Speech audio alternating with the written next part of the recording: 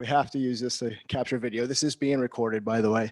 And so we'll move into a presentation by Sarah Hancock on communicating your research. As you see here, navigating science communication. And so with that, I'll start by asking our panelists some questions. I guess I want to start by having each of you introduce yourselves, and we'll pass around the microphone so that we can do that. Hi, everyone. I'm Catherine Steele. I'm a fourth-year graduate student in the Department of Psychological Sciences, and I study the effects of diet on impulsive choice behavior in rats. Hello, everyone. My name is Thuy. I'm from Department of Chemistry. I am fourth-year graduate student, and I'm working on nanomaterial for cancer treatment. Hi, everyone. My name is Ryan Schmid, and I'm from the Department of Entomology. I'm a PhD student in there, and I work on improving monitoring for insects. I'm Caroline Ilyoya from the Department of Animal Sciences and Industries. I work with dairy cattle, looking at nutrition mainly, some physiology as well. Thank you. Is this working? Okay, thank you. So I'm going to start by asking, what strategies did you use to prepare for your presentation at the Capitol? And you can pass around that microphone if any one of you have answers to that. So you can go ahead and start if you'd like. Sure. I guess in prepping for the whole thing, there was like a set of guidelines that to follow. And one of that included keeping it to like a 3-minute time limit. I know that not everybody did that, but I feel like that was a important strategy because not everyone is going to be super interested in what you're talking about. And so you don't want to just keep going for 10 minutes and they're kind of trying to slyly get themselves out of the conversation. And so I guess that was one thing. And I guess to expand on that, I found it important too to have even just like a 10-second summary if someone's like, what is your research about? Just say, something real brief. And then if they're interested, then they'll ask more instead of just busting into your whole spiel, So that was one thing. And then I also found it helpful to practice my short presentation for like my roommate or someone who knows nothing about dairy cattle, just so you kind of realize what points are very like technical terms or something that just your basic person off the street is not going to understand. Yeah, I kind of do a lot of similar stuff, like tailoring your pitch to whoever comes up. If they want to hear a short one, just give them a short 10 seconds if they're interested, keep going. But I guess one thing I really like to do before I go and present stuff is really think about the audience that you're presenting to, and kind of think about what they may be interested in and try and relate your research to their interest. Really, I find really helps out. For like the Capitol Research Summit, we'd get senators come in, so I'd talk about the economics of how my research is helping out rural communities and the economics of farmers in those communities.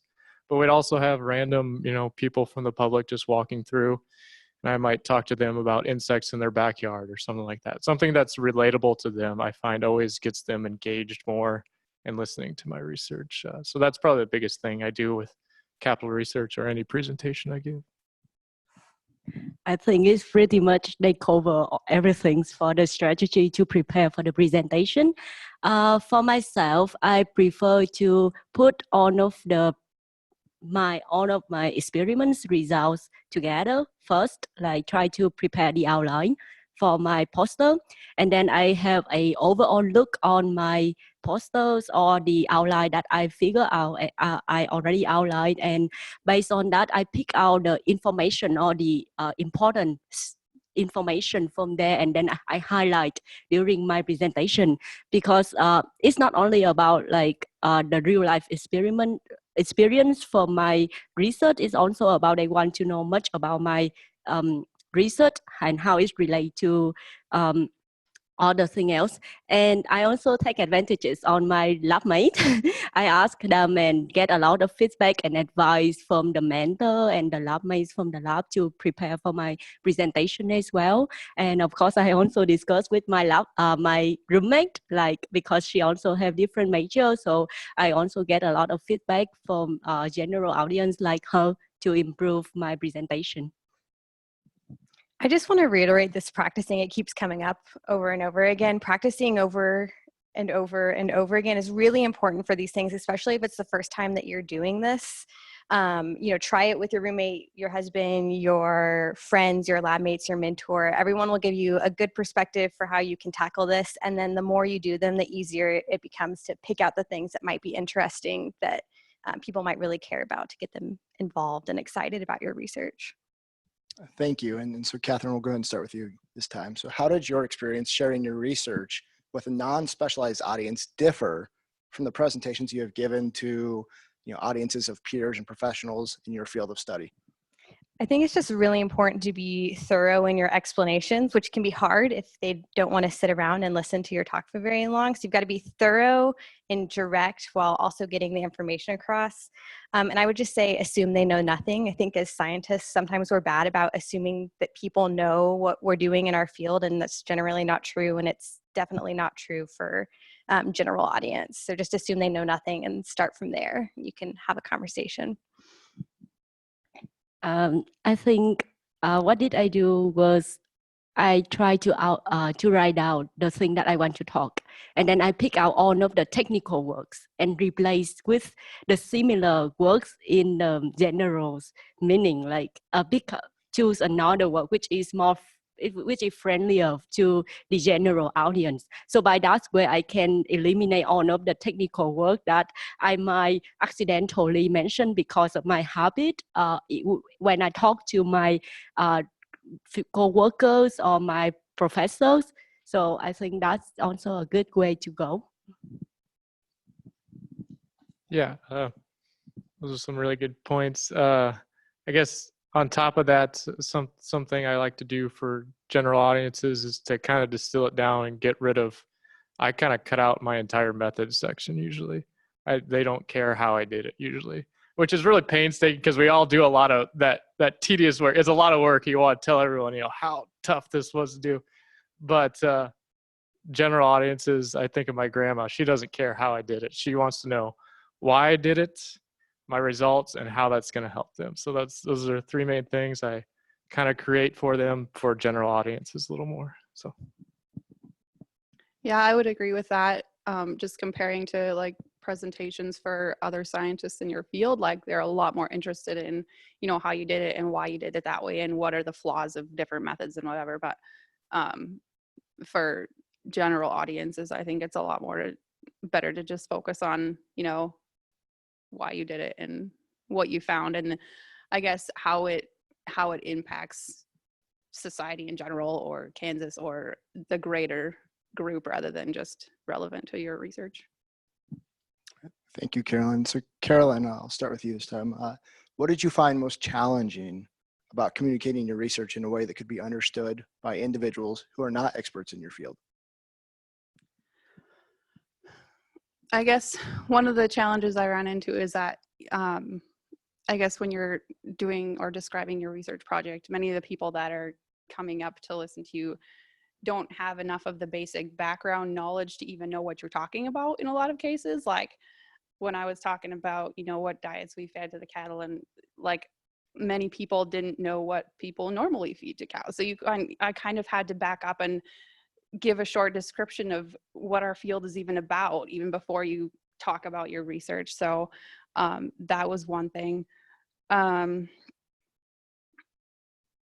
then on top of giving just general exposure to your field of study, the challenges that your field of study might face, because that's obviously something they would have no clue about too. So I guess just exposing people to your field rather than, or on top of just your research. Yeah, I guess I kind of agree with a lot of that. yeah, when I face a general audience as opposed to kind of experts in my field, a lot of times I spend more time introducing a topic to let them know why it's important. Another thing I've found that really helps out is slow down when you're just speaking, because it's easy to get going on something. You know, this is your research, you're really excited, you want to talk all about it, but this is the first time they've heard it. So just slow down and let them catch up so they can understand what you're talking about a little more. Often helps out, as opposed to experts in your field that kind of know what you're talking about to begin with. I really agree on the point that slowing down during the presentation is very important, especially for like that English is a second language for me. So that's how I did. I speak slowly when I do my presentation, and I try to like the most challenging thing for myself is how to see things from the audience perspective, because the ways that I see the thing from my research will be completely different from the ways that the audience see the thing. So asking back and forth to catch, to get like whether they get the thing that you try to deliver or not is also very important.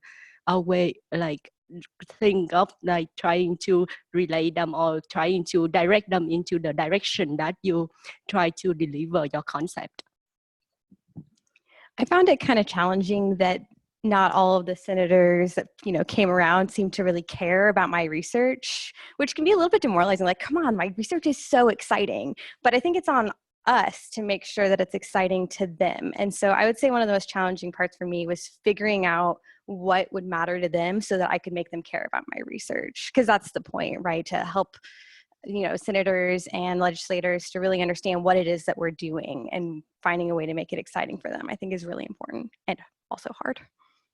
Thank you, Catherine. So I'd like to give Twin an opportunity to go first on this question. So after participating in the CGRS, did you think of anything you could have done differently to improve your poster design or the oral presentation of your research for that specific audience?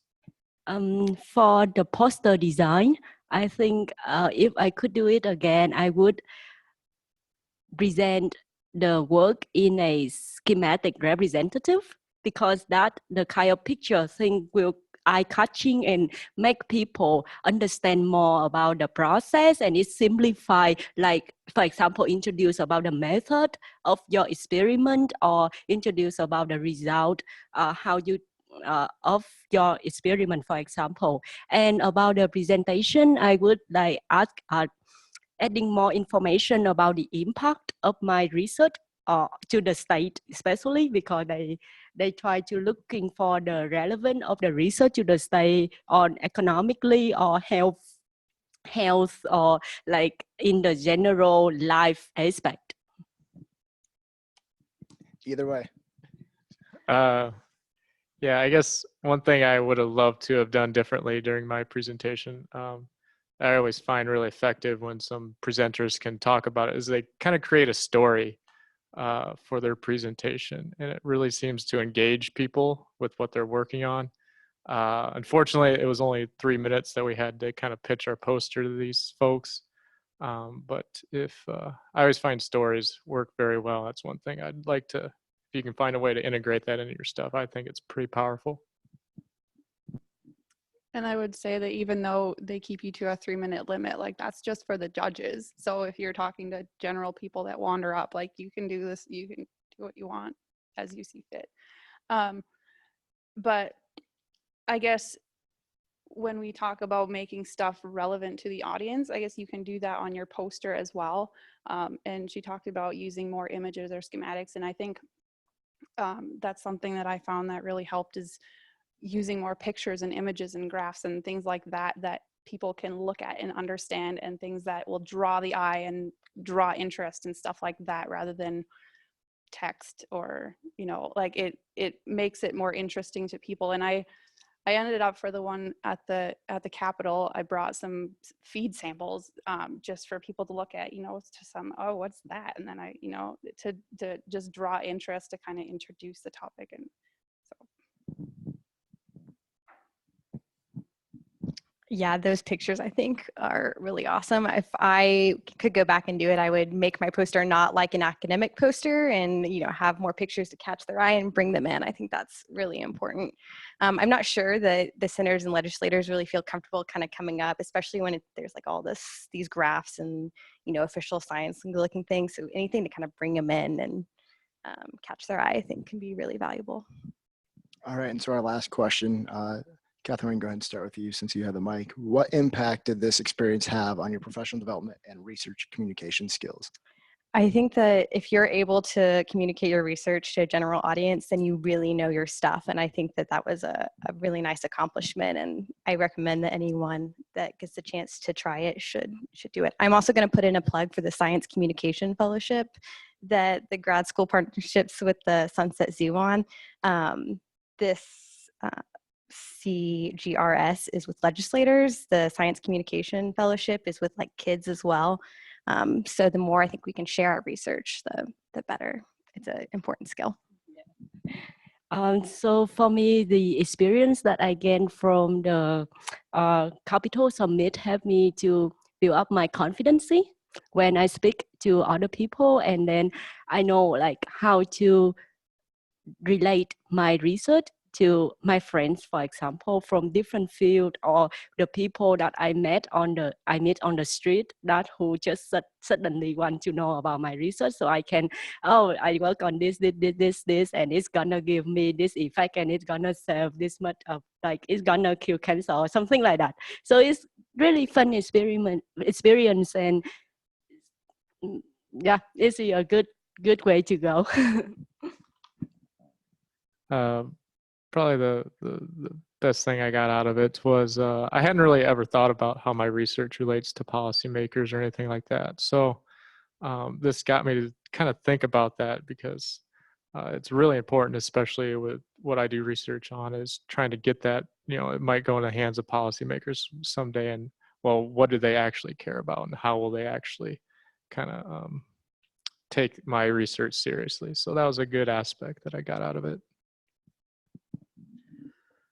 I've kind of found myself using some of the same tips, I guess, even for communicating with like my peers or other scientists, like in terms of using more pictures or being more, visually appealing, less text, more interesting, because it, I don't know, makes it more interesting even to other scientists, I think. And then also like when you're presenting what your results are and your research and stuff, it's it helps to have it as more of a conversation rather than a presentation, kind of like, as if they're just people walking up, and making it relevant to them too is important, even though they're other scientists in your field. Well, thank you. And at this time, I think we've got about 5 or 6 minutes. So I do want to open up to any questions. If anyone has any questions to our panelists that attended the CGRS. Is there any questions? Yep. What kind of communication did you receive back?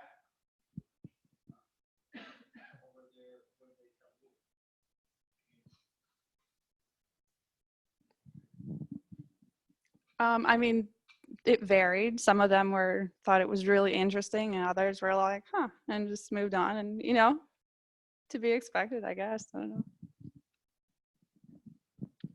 Yeah, that's probably about the same experience as me, I guess.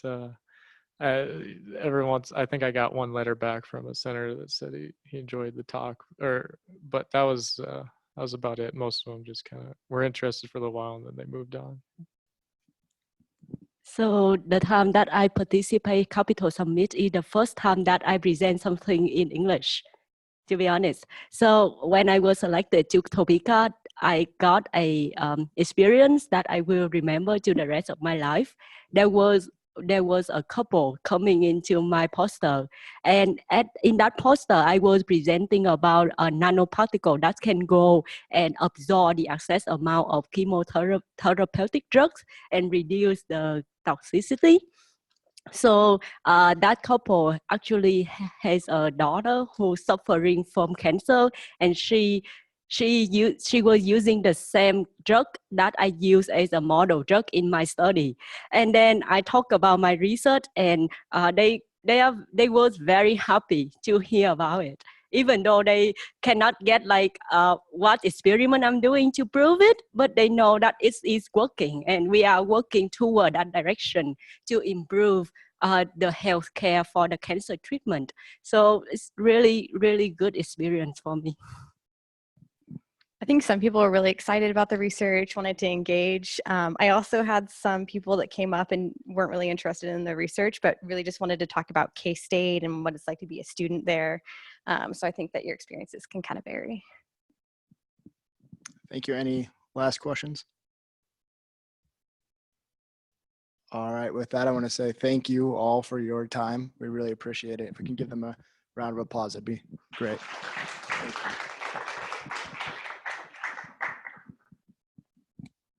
All right, and at this time, I'd like to transition and welcome our speaker today, Sarah Hancock. She is the Communications Coordinator for the Office of Vice President of Research. And so with that, please give me a round of applause in welcoming Sarah.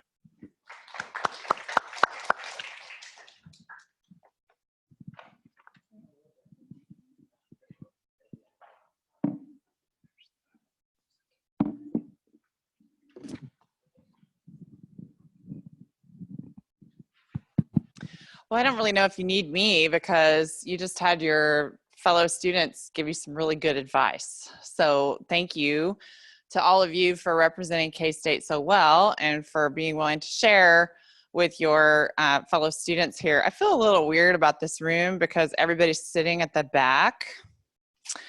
So I think it would be really nice if any of you want to move up here and sit a little bit closer. I promise I'm not going to, do any like throwing buckets of water on people or no magic tricks. I'm not sawing anyone in half, nothing. Thank you, gentlemen. That's very nice. And if you really want to stay in the back, I guess that's okay. But it is kind of strange to be up here all by myself. So I do communications in the Office of the Vice President for Research, and I think the title that I was supposed to do today was something like Communicating Scholarship and Research to General Audiences, and that's what I'm going to talk about. But on my title slide, I have Navigating Science Communication, because I think we have a pretty puzzling array of circumstances in our publics right now. We have lots of worries about what the public is listening to or not listening to. We have, lots of advice being given to researchers and scientists that just runs the gamut from, real tactical types of things to strategic types of things. How do you get better at science communication? Do this, not this, do this other thing, listen to this person, and it's kind of puzzling. So in no way am I going to solve this problem for you in an hour and a half. Okay, like that's just not going to happen. But what I'm going to do today is share with you sort of some of the big things that I think we all need to be thinking about together, and some of the things that I think about as somebody who's trying to help the institution, Kansas State University, communicate better with the public about what we do, and some of the resources that are available to you. We'll do a few exercises. We might, have a little bit of fun. I hope this isn't just, dull and boring. Everybody just sitting here, taking the notes, checking the cell phone. Hopefully we'll be able to have a little bit of fun. So let's see here. There we go. No. How do I make it do the thing? Okay. Like that? No. There. Okay. We're learning how to use this fancy technology that we have here. Okay, so let's all start with a basic definition of science communication, talking to people about what we do, or research communication. Really, you can interchange the word research anytime we say science communication. I think what we really mean is research communication, because there's plenty of research that's not, people have quibbles with the word science. Okay, so let's just put it that way. There's lots of research and scholarly activity and creative inquiry at the university that people wouldn't call science. So, okay, we'll say research communication, but it's basically talking to people you do and why it matters, right? And talking to non-expert audiences. And the Vice President for Research, Peter Dorhout, likes to use the term grandma chapter, what's your grandma chapter, right? And I think it was Ryan, right? You said something about my grandma doesn't care, about my methods section. She just wants to know why I did it and, why it matters. And I think that's really sage advice. That's what we get a lot. So unless your grandma is a nuclear physicist or something, which, maybe you have a grandma who's a nuclear physicist, that's great. You can talk to her about whatever you want, but in general, you're going to need to think about what regular people care about. So one thing that I read kind of in getting ready for this talk, and I've done trainings, a lot of trainings like this for different groups around campus, including faculty, including grad students, postdocs, some undergrads. But one piece that I read in preparation for this was a plea to have scientists stop and ask themselves, what are my objectives? What am I trying to do here? And I thought that was actually really wise, because I think we're starting to freight science communication with just a lot. Like we expect it to do a lot, and we have to be a little bit realistic about what we can accomplish. So before you can really know what you can accomplish, you have to have an objective, right? So what are you trying to do in your presentation? And if you're going to go to the Capitol, which one of those things are you trying to do? If you're going to go talk to the Rotary Club, which one of those things are you trying to do? So increase the audience's knowledge and excitement about science. If you are participating in the Sunset Zoo Fellows Program and you're doing Science Saturday at Sunset Zoo, that's probably the thing you're trying to do, right? You're just trying to get little kids excited about doing science. I mean, they're making slime, they're, I don't know, fill in the blank, right? You're going to have some kind of hands-on activity, and they're going to be excited about doing science. Reframe how people think about a topic. You might be trying to do that. Sometimes you might just be trying to plant a seed to change people's minds, a little bit, just kind of get them to think about something from a new direction. And I think that's a really worthy and laudable goal a lot of the time for science communication, because you're not necessarily always going to be able to do that third thing, right? I mean, are you going to be able to, somebody who, for example, thinks that climate change is not a thing, if you have somebody who's a denier, you're not going to change their mind in a 3-minute, 5-minute, 3-hour science communication presentation. You're just not going to do it. So are there ways that you can nudge some people toward that? Sure. But what's the realistic goal that you can have? What's your objective going to be going into your presentation? Are you trying to change behavior? If you're doing exercise science or nutrition, then maybe you are trying to change behavior. But you've got to think about how you're going to approach that topic, right? And then are you trying to have a dialogue and create engagement? And I think that's kind of your question about what did you get back from the legislators? Well, maybe not always a lot, right? But did you get anybody who said, well, now that's interesting. What kinds of changes should we be making in health policy, ag policy in Kansas based on your research? I mean, do you get that kind of question? Do you, have an ability to ask people something provocative that helps them then ask you questions back? And are you able to handle that if that's where you go, right? I mean, now you got to be careful, because if that's what your objective is, what you're going to get back is not always going to be hearts and flowers. You're going to get some tough stuff back.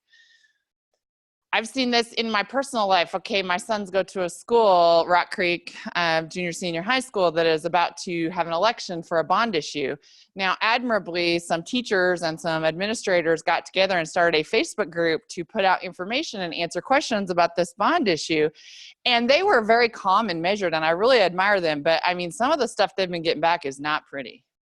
I'm amazed at the incivility of some of the discourse. And this is not anonymous, right? These are people, they're teaching your kids, and that's what you're saying.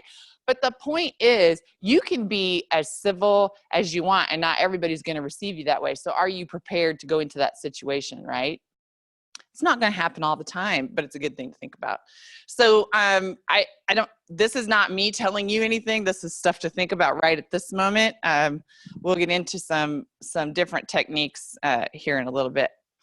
So something else I read that I thought was very good, and this is from a National Academies report that came out earlier this year about science communication, and it's trying to lay out a research agenda, but it's making this point that we need to move beyond the deficit model of science communication. So just telling people more stuff about science is not going to necessarily get them off the starting line in any direction in particular.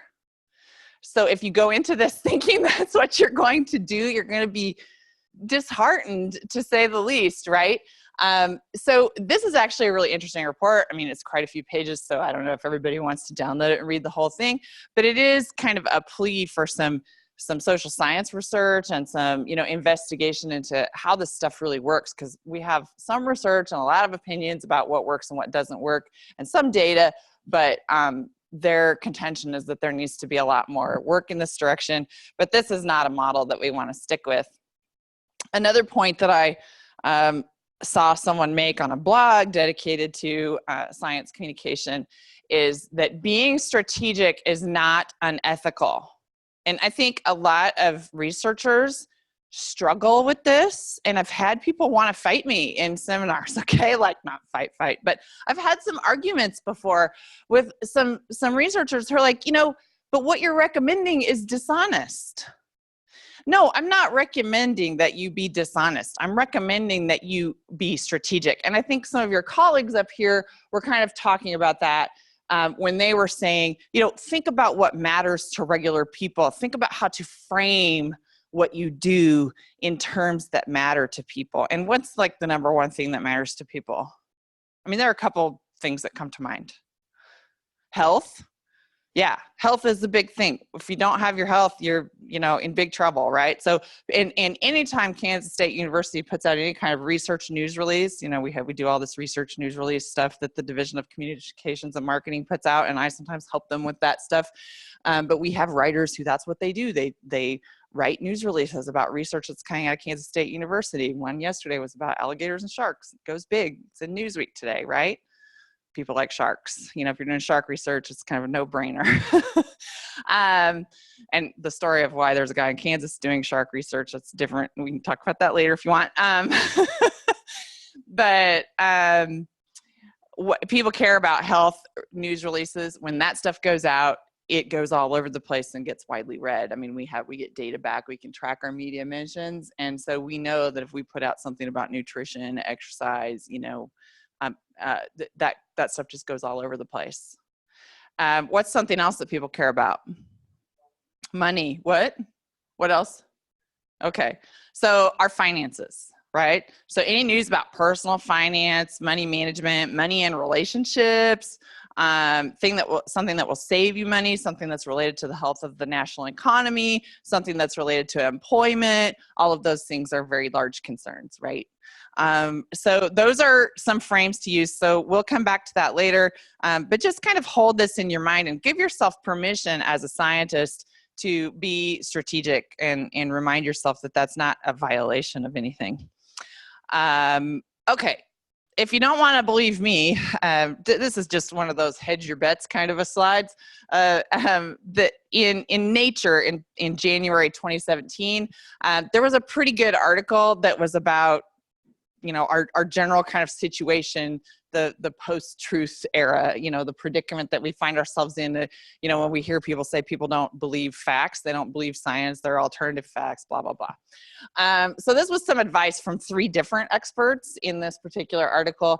And those are some of the things that they talked about. Thinking about psychology, like your colleagues recommended, thinking about what people are receptive to, thinking about our shared values as people, engaging with the groups that we're able to engage with right in our own area, like the Sunset Zoo program and other local type opportunities, or things that might be more regional, tailoring our communications and sharing our science through unconventional means, maybe using more visuals. Or I loved Caroline's idea of taking the feed samples so that people kind of have something tactile to look at, and they kind of feel a little bit more involved in what she has, because they can walk up and say, oh, what's this? Something to touch. People really like that. So this was some advice that was in Nature. So now let's talk a little bit about what I worry about. So sitting in Anderson Hall on any given weekday, what I'm thinking about is sort of the general environment for higher education. And the news just isn't great lately in our country and not in our state. So in a 2015, okay, so 2015 sounds like it's getting a little old, right? There's a reason why I use a study from 2015. I use this study because I think a lot of people want to date our problems from the election of a certain person to the White House, and that's just not true. Okay, so that's an issue, and the funding of research in DC is certainly an issue, and that is related to the current administration. But higher education and science have had problems that way predated that. Okay, so in October of 2015, Edelman, which is a big market research firm, came out with a study, and you can look this study up and download it, and and find out all kinds of things. But its major conclusion was that there is a public crisis of confidence in higher education, and that there's a growing disconnect between the people who kind of work in higher education and the people who consume it. And you can pretty much guess what people's major concerns are. We already talked about some of them, right? What are people's major concerns with higher education? How much does it cost? Yeah, it's just costing more and more. It's hitting people in the pocketbook. People are really concerned, and those people who are concerned about how much it costs to send their kids to college, I'm 2 years away from sending a kid to college, in addition to being concerned about what it's going to cost to send my sons, I'm also, as a parent, what else am I worried about? Are they going to get a job? Yeah. So people are concerned about access and cost, which has gone up and up and up, and they're worried about whether their kids are going to get a job when they get out. So these were the key insights from the study. There's a fraying belief in the state of higher ed. There's a disconnect between academics and the public on the role of universities. I think we've seen that play out a lot on issues like freedom of speech on campuses. All of this stuff is related. Academic excellence is not enough. The public expects more. You need to demonstrate some real world impact. And academics' media preferences, which should surprise no one, diverge greatly from those of the general public. So there's bad news and good news in this study. The bad news, I think we've seen that happen at Kansas State University. Enrollment, tuition, and state funding are at stake. You betcha. Yes, they are. And they're at stake all through the state of Kansas and all over the country. But the good news this study said is that, basically universities can do a better job of communicating what they offer. And I would say that here you are today because science communication can help us do that. At least I hope that's part of the reason why you're here, or it will become one of the reasons why you're here after this training is over. So you can really affect a couple of those areas for us there and help our institution. So these are our complicating factors. You have to remember that jobs are the major concern. And we have, lots of politics getting in the way, and we have academics kind of living in different places than the rest of the public in terms of, where they're getting their news and information. So this is just a little something from the study, and you can go way into this, and I'm sure this is different now. This is something that has changed in the 2 years since the study came out. But, we have academics and Generation Z, the people we're supposedly recruiting and getting ready to educate, right? Or educating already. There's a 40-point disconnect in where they get their news and information. So if we're going to do science communication, we're going to have to do some things that are different. And we're going to have to go to some places that we don't always want to go, right? Or where we're not naturally going already. So that's nothing that you guys don't know. And maybe some of you are already doing Facebook, Twitter, blogging, Instagram, Snapchat. There are different places and different ways to do science communication. And some of you might be doing that already. So now we get to the what can you do part. So there are a few things that we can think about today. We can think about how do you tell a good story. That was brought up in the panel here. We're going to talk just a little bit about that, the tip of a very large iceberg. You can build effective messages. We have, again, a short exercise that we can do here and share a couple of examples. We can learn to consider our audiences. We can plan effectively, and then we can learn how to best prepare for media interviews and presentations. And again, you heard some excellent advice today from your colleagues. So let's talk about storytelling a little bit. Has anybody read The Immortal Life of Henrietta Lacks? It's pretty good. It was the one of the K-State Book Network All University Reads. Any of you doing research use HeLa cells, or you know what they are? Okay. So this author, this is actually a novel length exercise in science communication. And it's a pretty entertaining read and a really good book. It tells the story of the woman who had the misfortune to have a terrible case of cervical cancer, but she's the person that gave us HeLa cells, and they're still used in research today.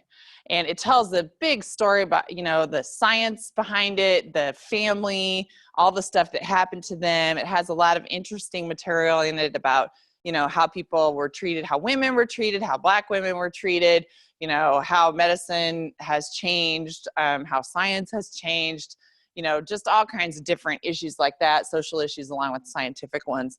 And it's just really well written and well put together. So it's a great place to look if you're looking for a little inspiration.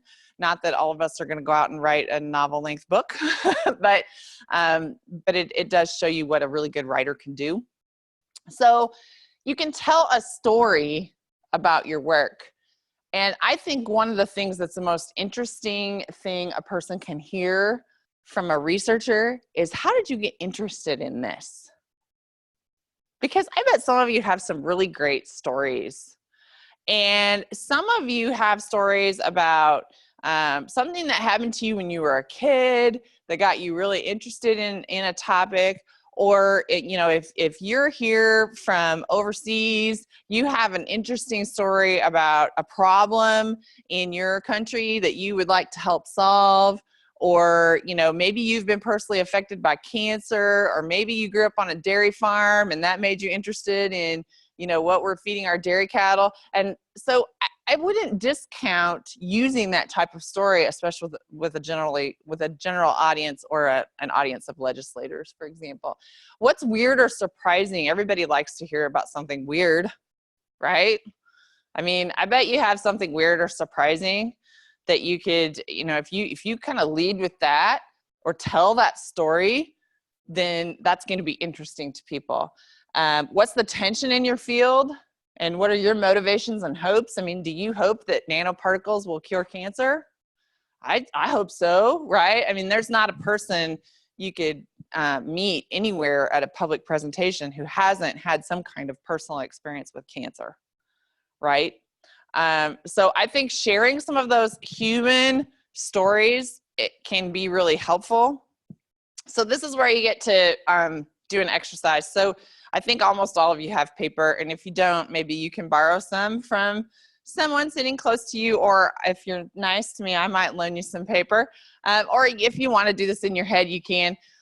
But here are some starting points. Now, I did not come up with these. I stole these from I didn't steal them, you know, but I researched them. And the ABT format in particular is from a science communication expert named Randy Olson, who travels around and has written books and made movies and done all kinds of stuff with science communication. It would be great if K-State could bring him here, but he's really expensive. So maybe someday. But so one thing that you can do to kind of get your juices flowing is fill in the blank. Nothing in blank makes sense except in light of blank. So nothing in geology makes sense except in light of plate tectonics or something like that. Nothing in cancer makes sense except in light of what? So what's your field? How can you fill in those blanks? And how can you adapt that to your particular pursuit within your field? Then you can just break out some adjectives, right? Whatever you're studying is blank, blank, and blank. So we have a lot of tallgrass prairie Scholarship here at K-State, because we have the Konza Prairie Biological Station, which is, you know, a national treasure, basically. A lot of long-term research funding. So the Konza Prairie is, you know, what are 3 adjectives that you would use to describe it? Yeah, beautiful, impressive, expansive, endangered. It's a lot of things, right? It's glorious right now because of the colors of the grasses in the fall. So you can think of some adjectives and get yourself thinking that way. The ABT format is and, but, therefore. Blank in blank, but blank, therefore blank. And so the thing that Randy also says here is that as soon as you fill this out, you've got a story. So you've got a thing and a thing, but this other thing, therefore, you know, then there's your thesis, right? So I'm going to give you just a couple of minutes to fill this out on your own for your own field. And maybe somebody's going to think of something brilliant and they want to share it with the rest of us. Okay, so take a couple of minutes and see what you can do.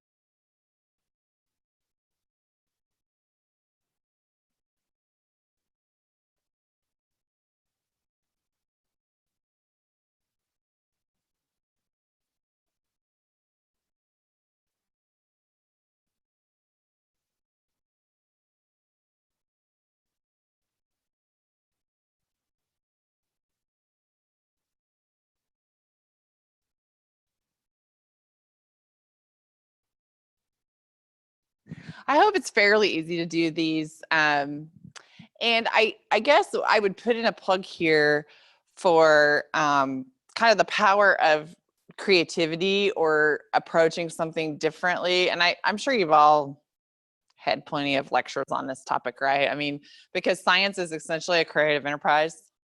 I mean, you have to be a creative thinker. I mean, you have to be able to plod through a lot of processes and, you know, steps and methods and all of that jazz too. But if you're really going to be successful, you have to be a creative thinker. And I mean, that's why scientists and researchers are such amazing humans, right? Because they're usually able to do both of those things. And, you know, I have personal experience, and I hope you do too, with kind of stepping outside of your normal everyday thing by going to a classical music recital maybe, or a play, or, you know, something that is really different. And that kind of changes, or for a hike, right? Changes your thinking or approach to something. And so doing a few little things like this can maybe get you thinking in a different way about something. So who has an ABT to share with us? Anybody want to put themselves out there? Who has an ABT? Okay, go for it. Waste and anaerobic digestion and produce huge amounts of renewable energy. But the U.S. isn't taking advantage of it. Therefore, I'd like people to learn more about it. That's very good. So waste and anaerobic digestion can produce a lot of energy, but the United States is not taking advantage of that. Therefore, I'd like people to learn more about it. I want to hear the rest of the presentation, don't you? Okay, anybody else have one to share? Thank you. Thank you for being willing. Anybody else? Oh, come on, guys. You're killing me. Okay, go for it. I'll let you have the mic this time. Obesity and impulsive choice are related, but what about diet? Therefore, what we eat has effects on behavior. Oh, okay. Interesting. So what we eat has effects on behavior. Okay, cool. I like it. I like it. So you see how this can help you structure some kind of opening gambit, right? It helps you figure out how to phrase something for people. And now you have a structure and a story to tell, don't you? So now you already know the first thing you're going to talk about is obesity and impulsive choices. You know, what is that? What's the problem? What are the statistics? What are all the issues? Or you're going to have to define anaerobic digestion, right? You're going to have to tell people what is that stuff, and then why the US isn't taking advantage of it. Okay. So you see how that helps you have a structure that a normal person can follow? Yeah. I don't mean normal. You know, there is no normal, right? Nobody is normal. Isn't that the thing? Okay. So those are some things for you to keep in mind. Some little things that you can use. And let me tell you a little bit too about why it's good for you to do this. This whole science communication thing in general. I mean, this is kind of I didn't really know where in the presentation to fit this, so I just threw it in here. There was a great article in the Chronicle of Higher Education back in July about why science communication helps grad students. So, you know, here's the quote from this grad student. It reconnected her to her motivation, talking passionately about why she loved research and inspiration and the problems she's obsessed with. That helped her through the travails of grad school, right? So it helps you find external validation and engagement, see the big picture, deal with ambiguity. I mean, we know that research is full of ambiguity, and you can feel kind of at sea at different times. You can feel like you're not making a lot of progress or you're not really getting anywhere. And talking to people and connecting in that real way can help, you know, keep you going. It can give you a reason to keep working on your projects. So, okay, effective messages. So that's one way to get into a presentation to regular people, to general audiences, to non-scholarly audiences and non-expert audiences. But something else that you're going to have to do is come up with some effective messages, right? So what are some characteristics of effective messages? You heard some of this from your colleagues up here. And the most important thing is that they resonate with the audience. So thinking about your audience is not just important, it's vital, right? I mean, if you're not resonating with your audience, there's really no point in talking. So conveying how the subject matter aligns with their needs and motives. And you also want to produce a desired outcome. So that goes back to your objective. What do you want from people? So before you decide what your messages are going to be, you have to decide what you want from people. If what you want from people is for them to understand something new about different ways to obtain energy, then that's pretty basic, right? So you don't want to overwhelm them, but you just want them to learn a little something about, find out more about this field. Okay, do you want people to care about what they're sticking in their mouths at 3:30 on a Thursday in their office when they're trying to meet a deadline? I have never obsessively eaten a whole bag of whatever in my office at 3:30 on a Thursday, right? That has never happened to me. What do you want from people when you tell them about what your research is? So those are, no matter what your audience, those are some things you need to consider. Effective messages are also concise and personal and clear and avoid the curse of knowledge. So there's an asterisk there because that's the one that belongs to the picture that's up here, which is our friend Sheldon. Has anybody ever watched Big Bang Theory? And so if you're not familiar with Big Bang Theory, I apologize, but You should watch just a couple of episodes because Sheldon is such a magnificent character, and he suffers from the curse of knowledge. So there's this great episode where, Penny, the neighbor, Penny, her, she is dating one of the physicists that is Sheldon's roommate group. And she wants to learn something about physics. And the running joke of the show is that she's this ditzy blonde, right? And doesn't really know much. And so she asks him to teach her something about physics. And he is completely incapable of sitting her down and teaching her something simple about physics. Like if you're going to teach somebody something simple about physics, you might start with ramps and pulleys or something that they can really kind of relate to. Instead, he wants to talk about ancient Greece and, the marketplace in ancient Greece and sort of the discovery of the basic principles that underlie all of it. And she's just bored out of her gourd immediately, right? She's like, when are you going to get to the physics? Because he just can't tell the story any other way. That's the curse of knowledge. You cannot tell somebody everything that you know, especially not in 3 minutes or 5 minutes, whatever you have at the Capital Research Summit or 3-minute thesis or other places like that. So you have to avoid the curse of knowledge, and you have to think about reducing resistance to your message through framing, which is, adopting that economic frame or that health frame or some other frame that people are going to relate to. So keeping our claims simple is effective, and using the word because has a lot of social science behind it. It's a very powerful word. It helps people believe what you're saying, and any way that you can use to build trust and rapport. So that's where we go back to our storytelling exercise, right?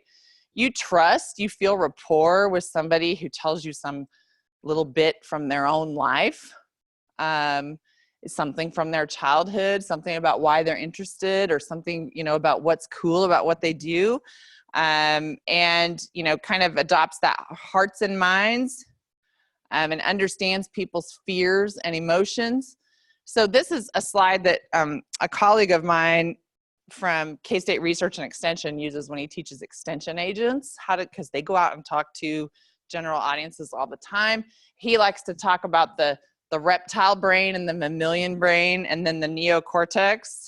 And his point is that we have kind of fear, emotion, and thinking, but the things in red there require way less processing than thinking.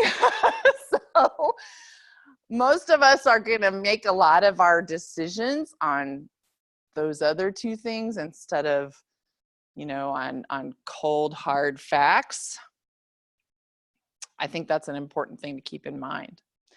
So there's this great piece earlier this week. I think it was this week. It might have been last week, but it's very recent, from Harvest Public Media. Does anybody listen to Kansas Public Radio out of Lawrence? Okay, so did you hear this piece on Harvest? They played it just recently here, and I'm going to see if I can get us to this piece and have us listen to it.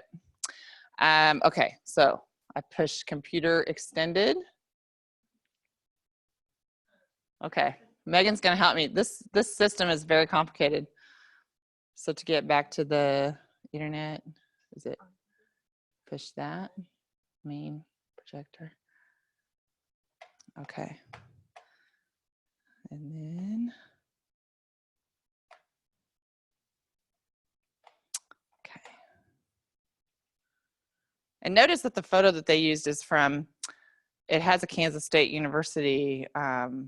So these Kansas State and University of Missouri scientists work together to using CRISPR or using some gene editing technology to breed pigs that are resistant to a terrible virus that affects a lot of pigs.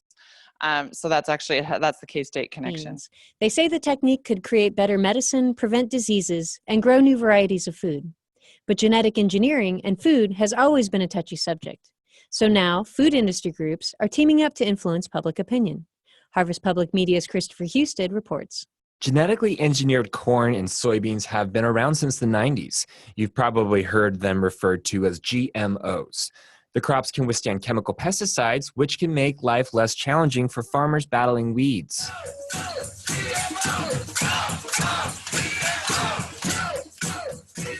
Detractors say the rise of genetically engineered crops give too much power to giant corporations and can contribute to an over-reliance on chemicals. And GMO rhymes with no, which makes campaigning against them pretty easy.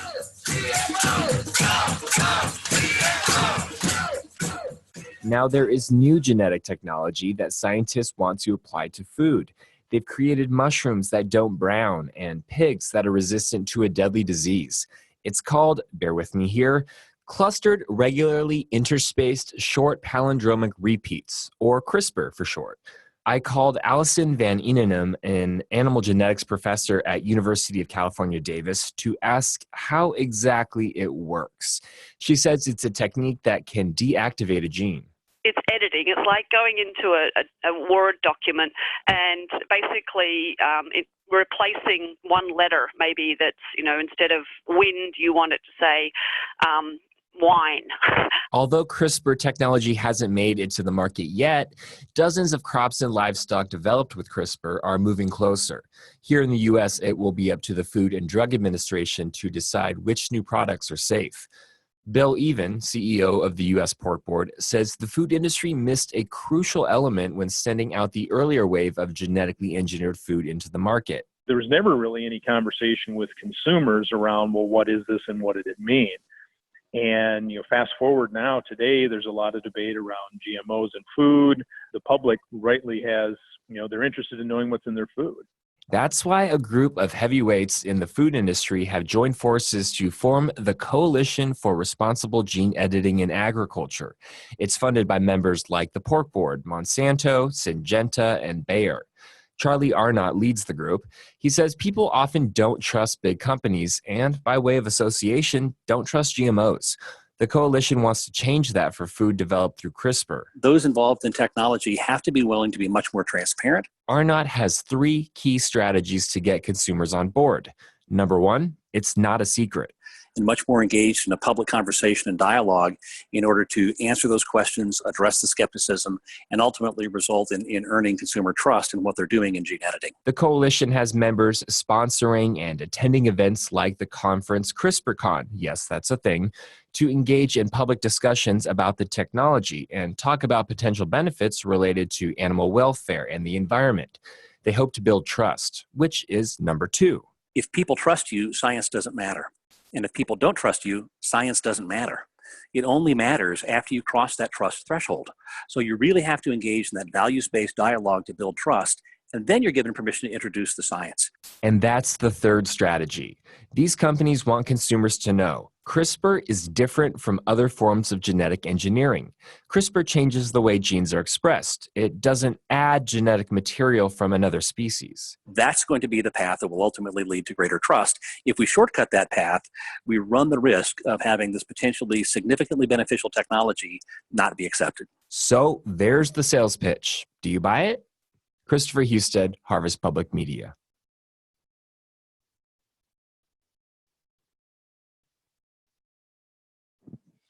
So I like this. I liked that story because of that great quote. If they trust you, the science doesn't matter. And if they don't trust you, the science doesn't matter, right? So this idea that we need to connect to people and start a dialogue. And so what are the issues? I mean, I guess something for you to think about. How many of you are in food and agriculture related fields? So quite a few. So you have to be thinking about this, certainly. And if you're not in food or agriculture related fields, you probably have some kind of issue that is similarly polarizing, maybe. And so think about, how are you going to build that trust with those audiences? How are you going to engage people in meaningful dialogue on this kind of topic that kind of goes beyond yelling? And the greatest failure of science communication is the failure of Monsanto on genetically modified organisms. I mean, I don't think that's an overstatement because they just really messed that up. And I think they know they messed it up, and that's why they're trying to save themselves now. But it's a tough slog when people already have their minds made up against your company. So that we've learned some important lessons, and I think you guys can apply some of that and think about the advice that you heard in that piece moving forward. So that's a discussion that's happening now that you can participate in with your messages. I have to make my little mouse work again. Okay, so this is another way that this is how AAAS puts it in terms of formulating your messages. And you heard this from the grad students up here in the front. Basically, nobody cares about your background and your supporting details, right? And, you know, I think people get to a place where they care eventually, right? If you hook them and they learn enough, and there's going to be a section of the general public that's going to want to know that stuff at some point. But most of the time, the public wants the bottom line up front, right? So before we go into our messaging worksheet, I just want to say a couple of things about what GOP-leaning audiences find persuasive. And this is information. I had somebody get kind of mad about this over the summer, and it was an undergrad. So, you know, I guess maybe I didn't express myself very well in that talk. But understand that this information came from an outside source, so I am not making this up, okay? This is information from a webinar that was put on by the Council on Governmental Relations and APLU and some other entities, and there was a bunch of polling that was done about, you know, research messages to audiences that lean Republican. And the reason I'm talking about Republicans is that we're in Kansas, okay? And that's the audience that we have. So I guess I could talk about messages that are persuasive to Democratic leaning audiences, but what would be the point? Because that's not where we live. If we were in California or New York, then I would be giving a different thing. So, so understand that this is also not meant to be belittling or any of that. I don't hate Republicans. I'm married to one. It's all good. We get along just fine. And so this is really just about what those audiences find appealing. So in terms of thinking about your frames and your messages, right? A focus on competitiveness and avoiding an innovation deficit in America. That's a persuasive message to them. I mean, the election of Donald Trump should make that pretty obvious, right? A link to national security, meeting and addressing current and future needs, right? So one of the things we talk about a lot at K-State is food security, meeting the need for food security now and in the future as our population grows to 9 billion people by 2050, right? We talk about how we're going to need to address that situation. And that is a message that our GOP-leaning audience finds fairly compelling. Good return on investment. So the jobs that research and science can bring. That's an excellent argument for those audiences. And then always they like to hear that we're spending our funds wisely. Now, you might think, okay, my stuff has nothing to do with any of this, but I'm pretty sure it does. Again, it's not unethical to be strategic, right? So I'm not saying make stuff up that isn't true.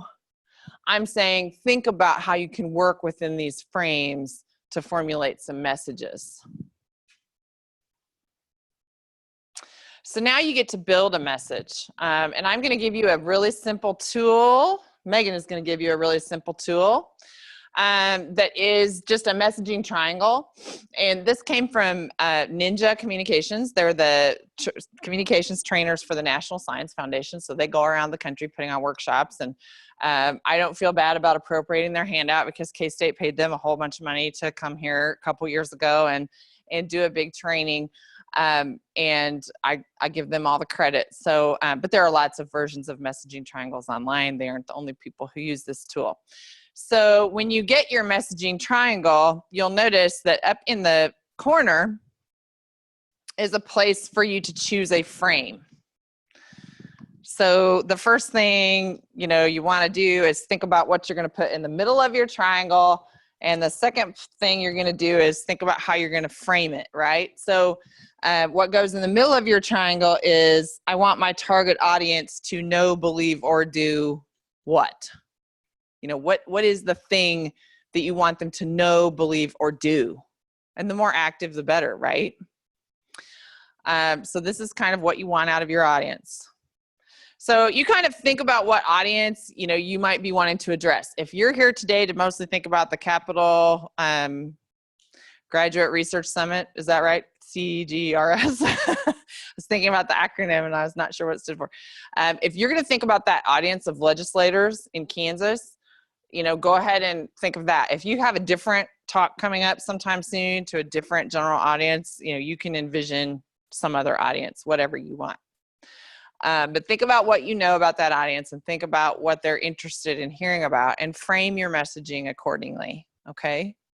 Now, on the back of the handout that you were given is an example, and it is, let me say, it is not a perfect example, but it is a real example, okay? A real grad student filled this out, and it's about RNA interference, which is a very tricky topic to talk about because, first of all, people don't really understand it, and second of all, it sounds a lot like genetic modification. It is not genetic modification.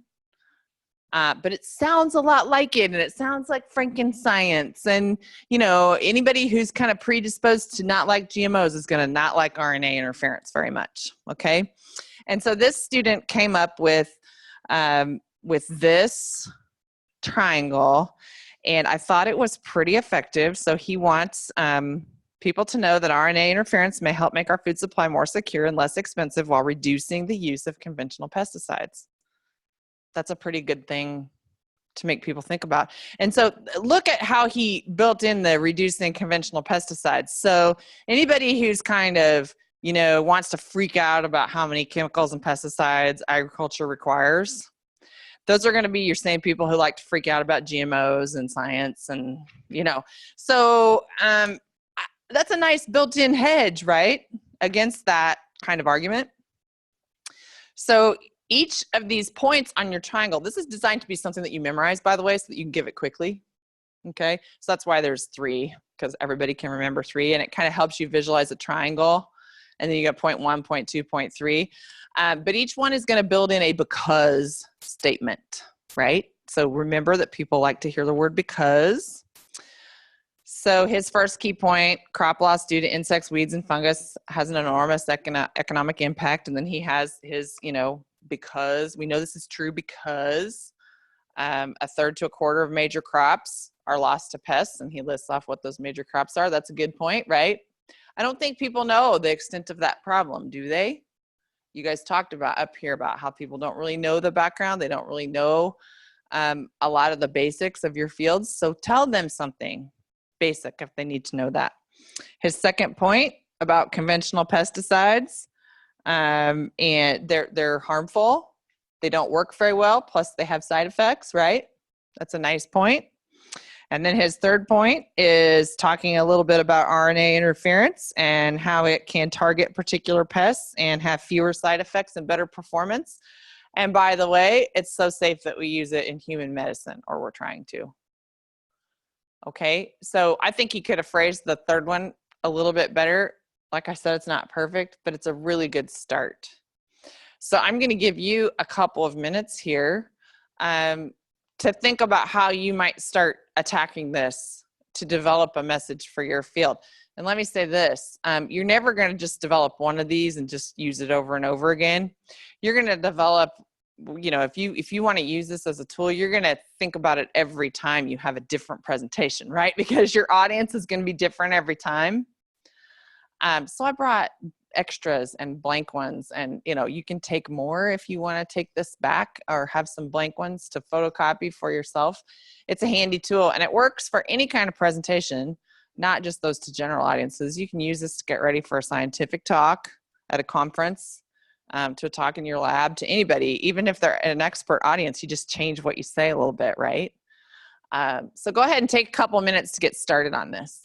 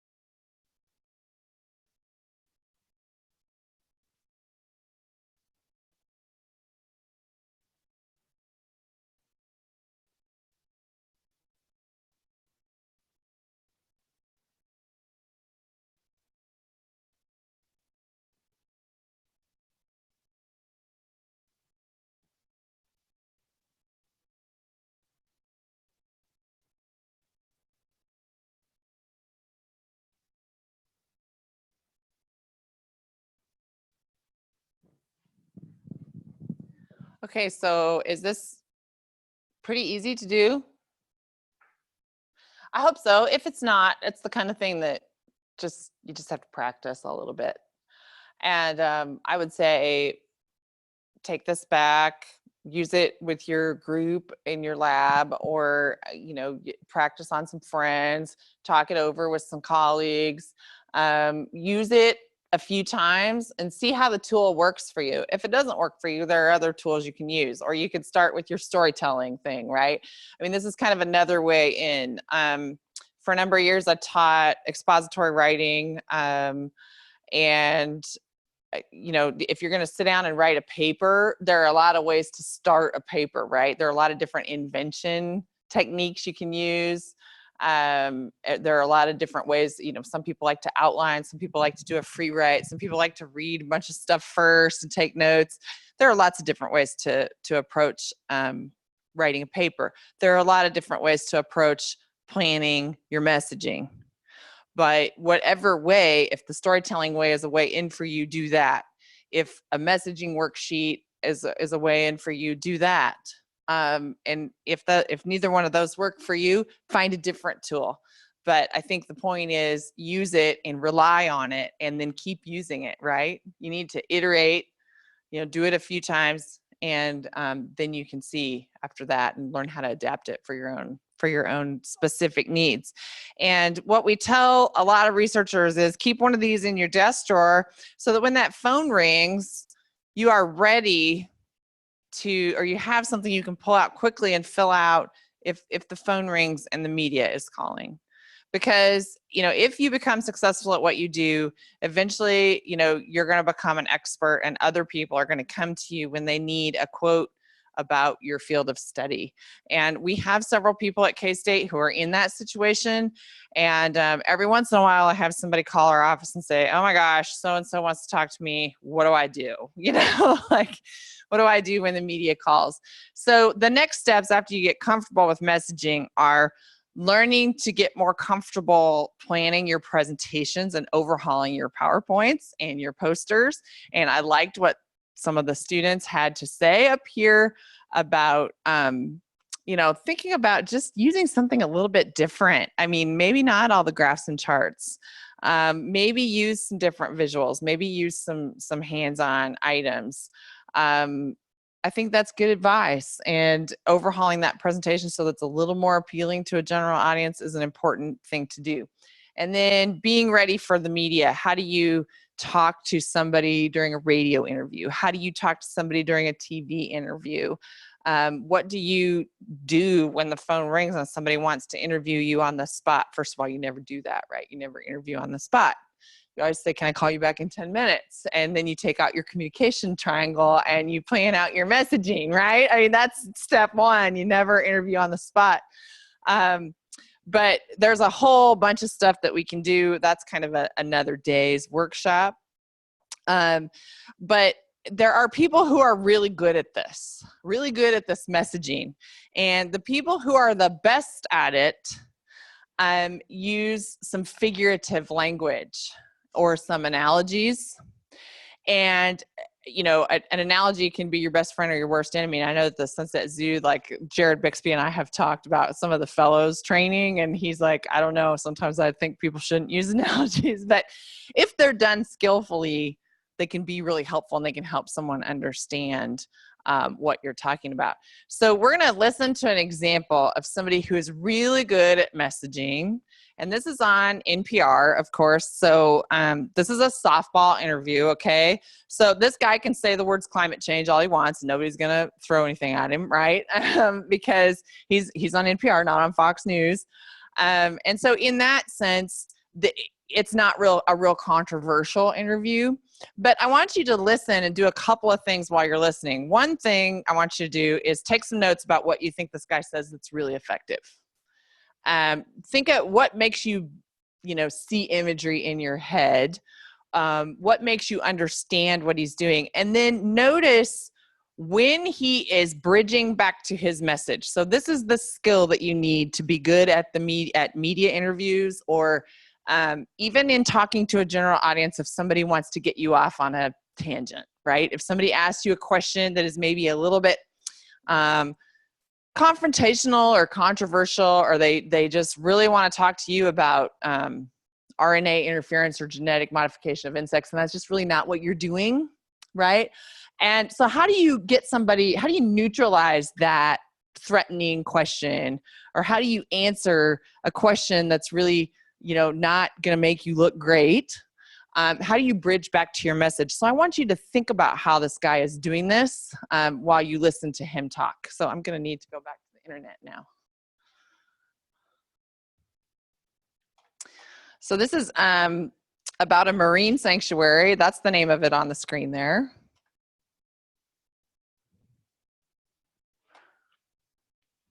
Okay, very good, thank you. President Obama has just quadrupled the size of a national monument off of Hawaii's coast, making it the world's largest marine protected area. To give you a sense of scale, it's more than twice the size of Texas. President George W. Bush created the monument in 2006. To say the name of this monument, I'm going to need some help. Professor McCauley, could you say it for us? Papahanaumokuakea. All right, I may or may not be able to say that later. The one who can say it is Professor Douglas McCauley. He's an assistant professor at UC Santa Barbara. And you've spent some time there researching, tracking the movement of sharks and predatory animals. Just describe what it looks like, both above and under the water. It is, in my opinion, one of the most spectacular places on the earth. You get out there and you put on a mask, and the mask essentially becomes a time machine. You put your head underwater and you're looking at what ocean life looked like on reefs thousands of years ago. It's what Hawaii, the reefs that we see when we go on vacation out there, looked like before we impacted and disturbed this ecosystem. So you have predators everywhere. We're looking at some of the highest densities of predators on the planet: sharks, jacks, really large grouper. The world's oldest animal is in Papahanaumokuakea and is now protected. This is a black coral that is believed to live about 4,500 years old, which places it about the same age as the oldest pyramids. And it's truly a special place. So what will these new protections do? Particularly, it's important because of climate change. So the really important thing that this expansion, this new monument does, is it provides a safe zone. You have to think of coral reefs as being like a cancer patient that has a broken arm in the flu. If you can at least deal with the broken arm in the flu, maybe this patient can do better at kicking cancer, right?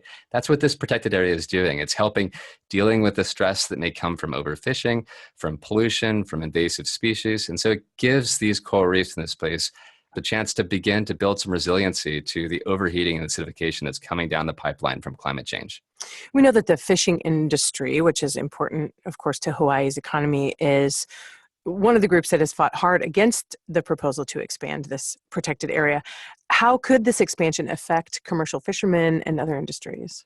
Well, fishing is an incredibly important part of Hawaii, of Hawaiian culture. It's a really important, nutritious food. My first job before I became a marine biologist was a fisherman. I understand and can't tell you how much I value this industry. But it's really important to set aside safe zones like this because in the long run, these are real assets for the fishing community. Protected area essentially sets up a safe zone for fish communities to expand, become more abundant, to grow and mature. And then there's spillover outside of these protected areas that benefits everyone, benefits the fishermen that are catching fish just on the border of these zones. I mentioned that President Obama expanded a monument that President George W. Bush had already established a decade ago. What does this expansion do for President Obama's legacy on climate change? It's amazing legacy. And when was the last time you saw President Bush and President Obama collaborate on something? I think that just tells us what the stakes are for the oceans in the face of climate change, right? It's a library whose shelves are going to have manta rays and sea turtles. It's a library that archives both the history of Hawaii and is a holding place for what the future of Hawaiian oceans will be. Wow. That's Douglas McCauley. He teaches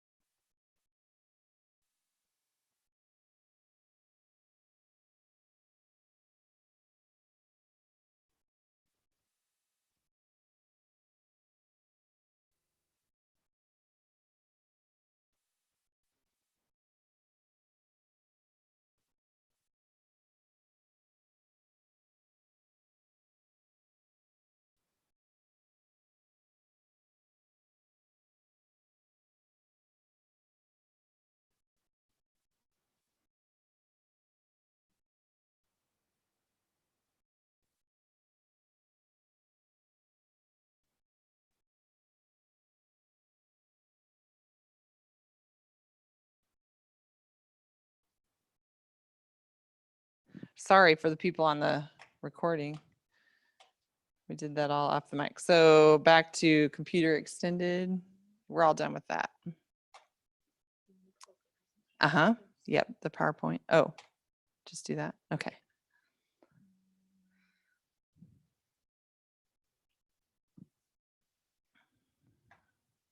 Okay, great.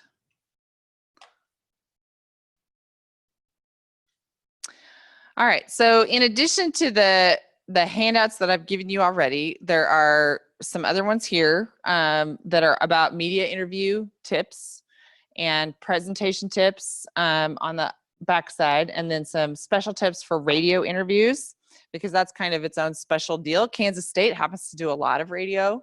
Agricultural audiences are still heavy radio listeners, and a lot of our radio shows do get transmitted into podcasts now and are available for download. So they do have researchers on those radio shows pretty frequently. So that might be a situation that you'll run across around here.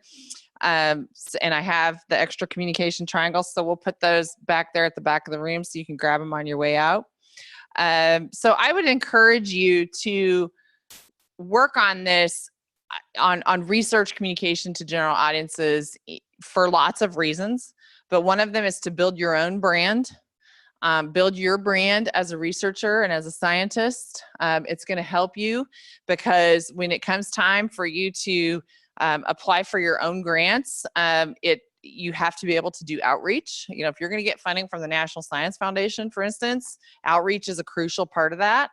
And science communication is an important tool in that toolbox. Members of the media are always searching for sources. You can become valued, and I think the public really needs the perspective of our researchers right now. And I think higher education needs our researchers to step up and help us out with some of the problems that I mentioned earlier in the presentation. Okay, now my mouse doesn't want to work. Okay, where are we? Oh, there it is. Very strange. Okay. We have some new resources on campus for you here too. Just this last kind of spring and summer, we started the Kansas Science Communication Initiative. So we're gonna, we have some stickers here for you, and we have some flyers about an upcoming event, Science Communication Week. And one of the things that the KSI is involved in is this organization called Friends of Joe's Big Idea. So this is Joe Palca. He is a science reporter from National Public Radio, and he and his sidekick, Maddie Sophia, have a group called Friends of Joe's Big Idea, and you can join this group and you can get some support for your science communication. They have people who do office hours, and they do all kinds of different things. They have a Slack group, and they have kind of a support group for science communicators, for lack of a better word. And they are going to be here on campus during K-State Science Communication Week, November 6th through 11th. And we're doing this in partnership with Sunset Zoo, with the Flint Hills Discovery Center, and with some support from a lot of different offices and sponsors on campus. So we have a range of events that are kind of for our internal campus folks, and also a bunch that are kind of for everybody, including the general public. So I would encourage you to check those out. And I have some flyers here with me. But the things that are especially pertinent to graduate students, and the things I would encourage you to attend, there is going to be an Improv for Scientists workshop that Maddie Sophia is going to run. This is on November 9th, as well as same day, right after the workshop, there's going to be a lunch so that she can share a little bit more about Friends of Joe's Big Idea. And these folks are affectionately known as Fajobies. So that sounds pretty fun, right? So I would really encourage you guys to sign up for the improv workshop, which is going to be a lot of fun and very different and outside the box for all of us. And the Fajobi lunch, and by the way, the lunch is provided when you register. You pick what kind of sandwich you want, and it's free lunch. So nothing wrong with that, right? So take a look on K-State, kstate.edu/SciComm, and you'll find the events calendar, and you'll find registration links available. The improv workshop is a little over half full. We're only taking 25 people and they have to be grad students. So it's very limited. And then the Friends of Joe's Big Idea Lunch, we're taking more people than that. But that is somewhat limited also based on what the room can hold. So sign up soon because these things are going to fill up and we would love to have you participate. And I always end with asking people, what if the science communication machine were as effective as this one? Just imagine. Just think what we could accomplish, right? If we were as effective at communicating as K-State athletics is at communicating about K-State football. That would be a big change around here. So thank you for your time and your attention. And I hope you will grab some of these materials. And I look forward to hearing more about your work. And please contact me if there's something I can do or if you want to find out how to get involved in the Kansas Science Communication Initiative. I should mention too that we are having a meeting, KSI is what we call it. We are meeting on Thursday from 12:30 to 1:30. We've moved the meeting times all around so that different people with different schedules can try to participate. But this week it's 12:30 to 1:30 Thursday in Union 206. And mostly what we're going to be doing is getting ready for our big science communication week, handing out some materials, getting people excited and signed up. And then we're going to talk about what we're going to do after that because we need to appoint some new steering committee members and kind of look forward past our big week. So we'd love to have any of you participate. Megan has been involved in some of the planning and some of the activities. And I hope you have a great time at the Capital Graduate Research Summit, the research and the state thing. It was just during Science Communication Week. And Joe Palca is going to give the awards that day. So that's pretty cool that we have him coming from NPR. So thanks for your time today and have a nice evening. And I'm happy to answer questions or chat a little bit afterwards if anybody wants to. Otherwise, thanks a lot. Thank you, Sarah. I just want to let you know that if you're here for the professional development certificate, Miranda will be sending you guys all an email that'll have the follow-up survey. And when you complete that survey, you'll get 1 credit for attending one of the 5 events that you need in order to obtain the professional development certificate. And also, all of you that attended will also get a half point towards the travel award criterion for anyone that submits travel awards to present research. And then there's 2 upcoming events I want to let you know. So the PhD movie, the second movie, is coming to K-State, and that is Monday, October 30th at 7 p.m. and 1109 Durland in the Engineering Hall. Again, October 30th, 7 p.m., 1109 Durland Engineering Hall, the PhD movie 2. And then Jorge Chen, the creator of PhD comics and the PhD movies, will be doing a professional development event in 121 Eisenhower on Tuesday, October 31st. And that registration is limited to 25 students. And so all of that information was released on Monday's GSC email to all the students. If you have questions, you can email me at egsc@ksu.edu. Thank you all for attending. Appreciate it.